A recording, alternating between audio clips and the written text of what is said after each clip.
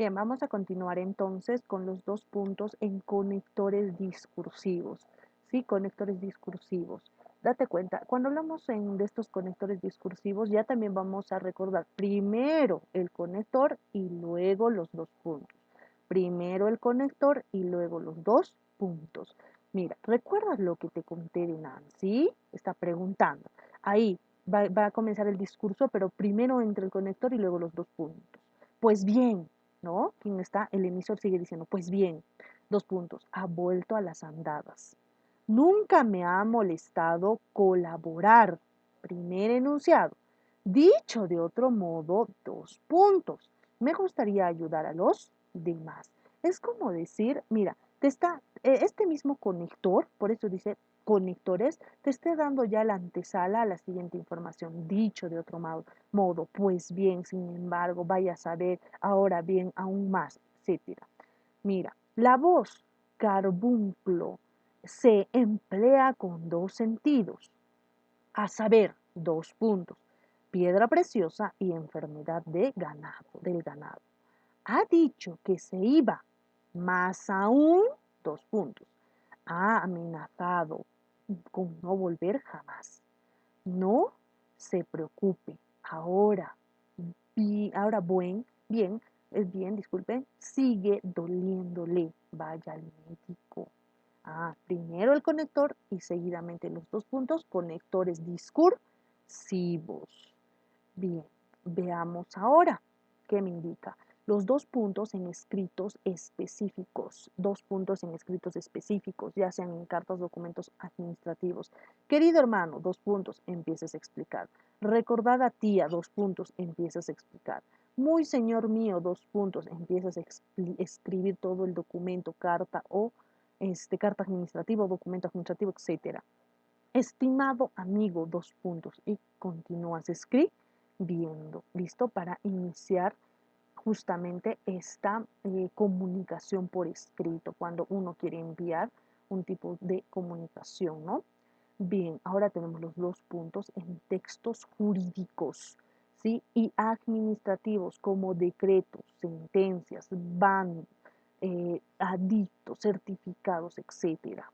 Van escritos enteramente en mayúscula. Fácil, profe. Mayúscula. Certifica, 2 puntos, que tal persona ha cometido el delito de tal, tal, tal, tal. Considerando, 2 puntos, que el artículo 27 de la Ley de la Constitución Política del Perú, etcétera. ¿Sí? A eso se disculpen, a eso se refiere. Muy bien. Entonces, pasemos al siguiente.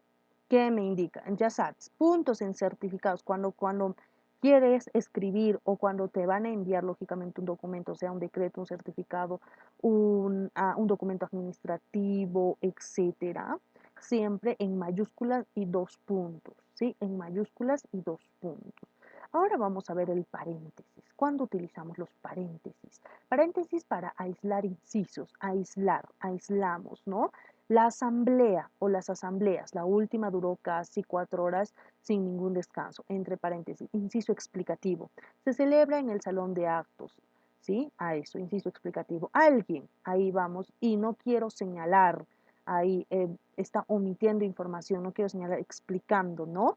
Ha hecho trampa, está agregando información entre paréntesis, ¿sí? Luego tenemos el paréntesis para aislar otros elementos intercalados.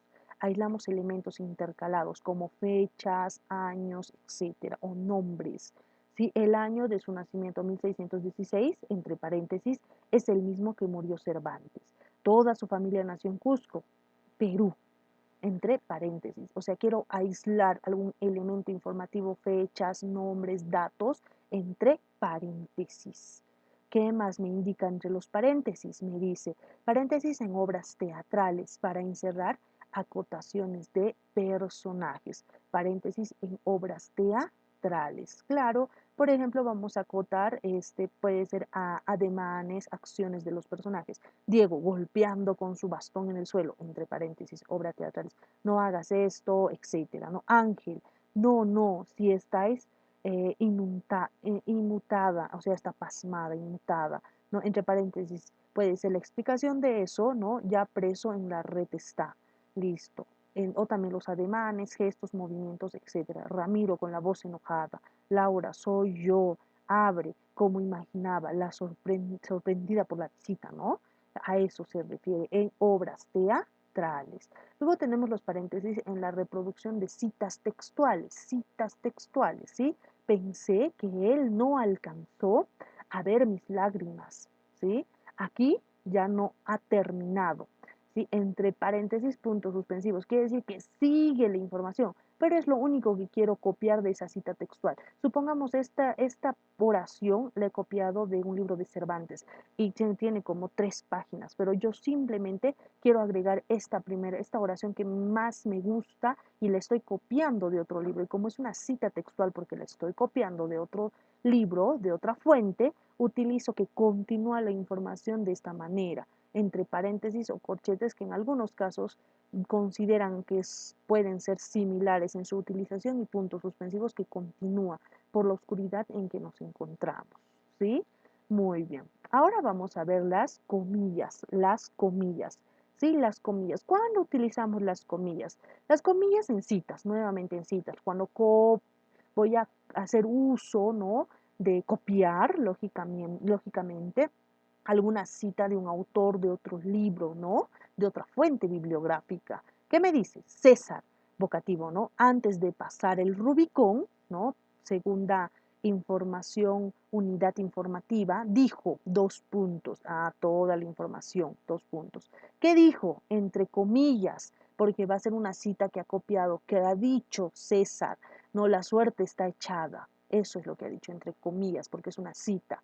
¿Qué más dice? Sobreviven los que se adaptan mejor al cambio, dijo Darwin. Ya. Esta sería otra, justamente otra que corresponde a citas, otro enunciado que corresponde a citas. Luego tengo comillas en reproducción de pensamientos, comillas en reproducción de pensamientos, lo que pienso, ¿sí? Así es, a ver, si es deshonroso, ¿no? No defenderse con el cuerpo, más lo es no valerse de la razón y de la palabra específicas del hombre. Aristóteles, es lo que ha pensado Aristóteles, ¿sí? Entonces, acá, por ejemplo, todavía estoy utilizando una antesala, una información, ¿no? Antes de pasar por Rubicón, ¿qué ha dicho? Copio, ¿no? Pero, en cambio, en las reproducciones de pensamientos, lo que ha dicho este autor lo pongo entre comillas. Lo que ha dicho este autor lo pongo entre comillas. No tengo nada que perder, pensó Manuela. Pensamientos. Por eso, si tú dices, pienso que todo está perdido, ¿no? Todo está perdido, entre comillas, pensó la profesora Yasmin. ¿Listo? A eso se refiere. Luego tenemos las comillas en el marcado de carácter especial de una palabra o expresión. Solo una palabra, ¿sí? O una expresión. ¿Qué quiere decir? Entonces se reenmarca. Siempre dice que algo reenmarcado. Las tortas de esa pastelería están riquísimas. ¿Qué cosa es lo que está más rico? Las tortas, lo reenmarco. Le doy más énfasis a través de las comillas. Parece que últimamente le va muy bien en sus negocios. Ya, en su negocio. ¿Qué cosa? Lo remarco, como darle más énfasis de manera oral, lo voy a hacer de manera escrita a través de las comillas, ¿sí? Se representan de esta forma o también esta manera, ¿sí? Hay diferentes formas de representación, son válidas. Las comillas en uso metalingüístico, ya hemos hablado acerca de la función metalingüística. La palabra cándida lleva tilde por ser esdrújula, o sea, habla en la metalingüística de la propia lingüística. Lo hemos visto, lo hemos analizado anteriormente. ¿Qué me dice? Está hablando exclusivamente de la palabra cándida. Ya estoy analizando esta palabra, la pongo en comillas. En la oración, me gusta tu vestido, estoy analizando esa oración, lo pongo entre comillas. El sujeto es tu vestido, por ejemplo, ¿no? Entonces, a eso se refiere. Entonces, comillas de usos metalingüísticos, cuando voy a hablar de la propia lingüística, pero remarcando el uso quizás o función de algún tipo de palabra. Luego tengo las comillas en expresiones denominativas, títulos y apodos. ¿Cuándo utilizo comillas? Cuando son títulos o apodos, ¿sí? Su artículo, importancia del lenguaje de la comunicación humana, título, ¿sí? Título. La profesora nos indicó leer, entre comillas, que El Caballero Carmelo, cierras comillas, que se publicó en el diario XXX tal fecha, etcétera. Escribió el artículo, el léxico de hoy, ¿no? Títulos, subtítulos, para el libro de lenguaje en los medios de comunicación, obra en la que participaron varios autores. También en apodos, por ejemplo, Miguel de Cervantes Saavedra, entre comillas, el manto de Lepanto. También puede ir entre paréntesis, es depende de quién lo vaya a redactar y cuál de estos signos vaya a utilizar. Suelen escribirse entre comillas los apodos y alias que se intercalan entre el nombre de pila y el apellido. Ah, ya, puede irse entonces, como he mencionado, entre comillas el apodo. Ernesto el Che Guevara es recordado por muchos, entre comillas, el apodo. ¿Listo? A eso se refiere. Bien, pasemos a la siguiente. Ahora vamos a analizar los signos de interrogación y los signos de exclamación de manera rápida. Los signos de interrogación y los signos de exclamación. 1. Como en indicadores de modalidad para enmarcar las construcciones interrogativas y exclamativas directas, preguntas directas, exclamaciones directas, ¿sí? ¿Qué quieres? Pedro, ¿cuántos años tienes? Pedro, ¿cuántos años llevas trabajando aquí? Tan bonito, qué hermoso, me ha traído un regalo directo, directo, ¿sí? Directo. Ahora me dice, pueden omitirse los signos en títulos de obras o un capítulo o cualquier otra selección del texto. ¿Cómo escribir bien español? Puede, mira, si es un título, pero va en forma de pregunta directa, puedo omitir los signos de interrogación o exclamación. ¿Qué es lo moderno en lexicografía? ¿Sí? Si es un título, si es un capítulo, un subtítulo, puedo omitir. ¿Sí? Acuérdate, puedo omitir. A pesar de que parezca pregunta, lo puedo omitir los signos y no es necesario que los considere, ya que son parte de un título, subtítulo, etc. Los signos de interrogación y exclamación a ver, vamos a ver, en exclamativas o admirativas, admiraciones. ¿Listo? Claro. Pueden estar constituidas por las exclamaciones, pueden ser interjecciones, parecen sonidos, ¿no? Sonidos que utilizamos cuando hay dolor o alegría. Ay, por ejemplo, el ay, wow, ¿no? Interjecciones, que parecen sonidos onomatopéyicos, las interjecciones. Locuciones o grupos interjectivos, ahora ya no es solo uno, ay, wow, ¿no? Sino ni modo, caramba con el niño. Ah, ya también son grupos interjectivos, o sea, un poquito más. Son exclamaciones, pero este grupo como, ni modo, ¿qué se le va a hacer? ¿No? De esa forma. Los onomatopeyas definitivamente, chis, chas, boom, catabum, etcétera. Los vocativos, niños, cállense, ¿no? Estudiantes, escuchen. Los vocativos, ya sabes cuáles son los vocativos. Luego me dice que los grupos sintácticos y oraciones, grupos sintácticos. ¡Qué casa! Fantástico lugar, cuánto me ha emocionado, lo que ya conocemos como exclamaciones, es impresionante con lo amable que parecía, ¿sí? Grupos un poco más, ya son oraciones. Tengo entonces interjecciones que no llegan a ser ni palabras, simplemente son tipos sonidos, ay, ¿no?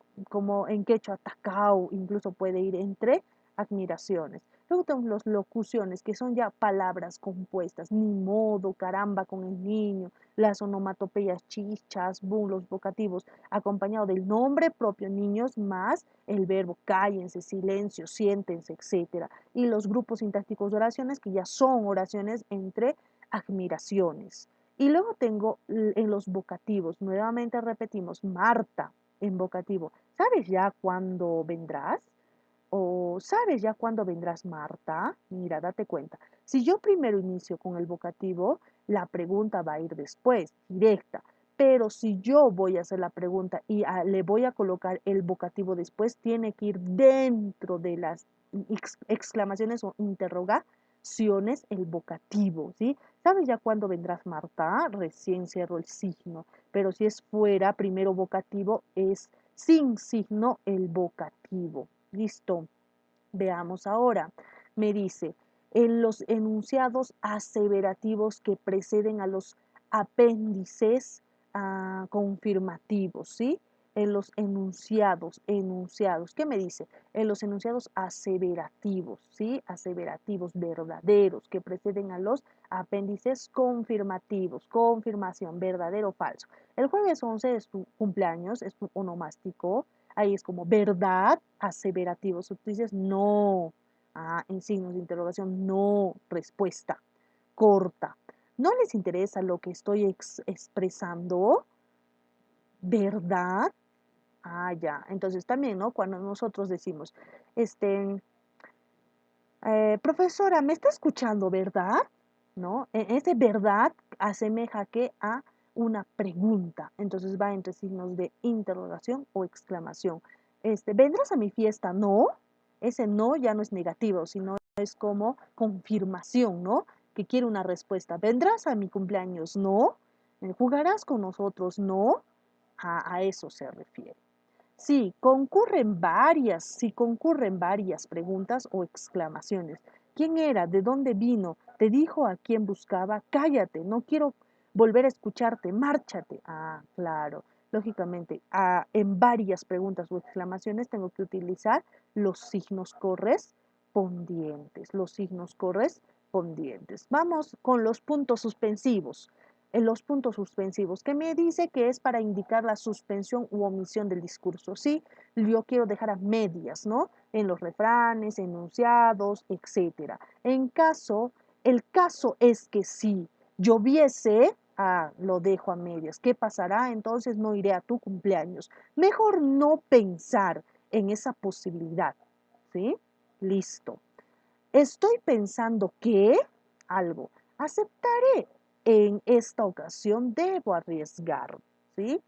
Para indicar la suspensión del discurso con fines expresivos, ya sea duda, temor o vacilación. El niño dice que él no ha roto el jarrón.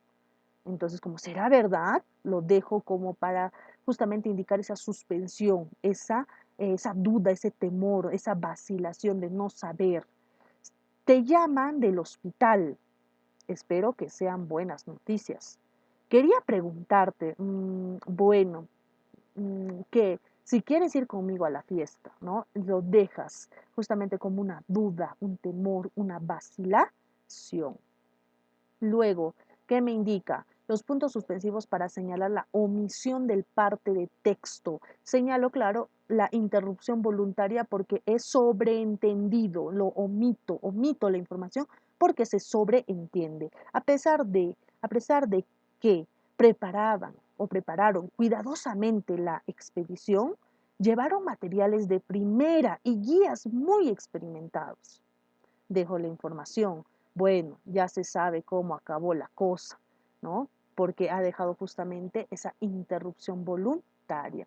A quien madruga, así que dense prisa, información voluntaria. Y en mitad de la fiesta se subió a una mesa y comenzó a recitar con 10 cañones por banda y continúa.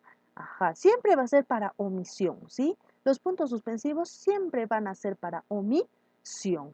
Muy bien, los puntos suspensivos, ¿qué más? Para insinuar y evitando su reproducción de expresiones o palabras malsonantes o inconvenientes, para que no exista esa cacofonía. ¿Qué hijo de? Está hecho, ¿no? O sea, que no se utilice la mala palabra como el pitido que se utiliza en los medios de comunicación, pero esta vez puntos suspensivos, está hecho. Vete al no aguanto más, ¿sí? A eso se refiere. Se emplea al final de enumeraciones en lugar de etcétera. Puedes hacer lo que quieras, 2 puntos, leer, ver televisión o oír música, puntos suspensivos, en vez del etcétera. Entonces va a depender muchísimo, muchísimo de lo que uno considere dentro de los puntos suspensivos. Bien, entonces de esta manera hemos concluido los signos de puntuación, mencionando y analizando a través de ejemplos cada uno de ellos. Conmigo será hasta la siguiente sesión de aprendizaje. Que tengas muy buen día.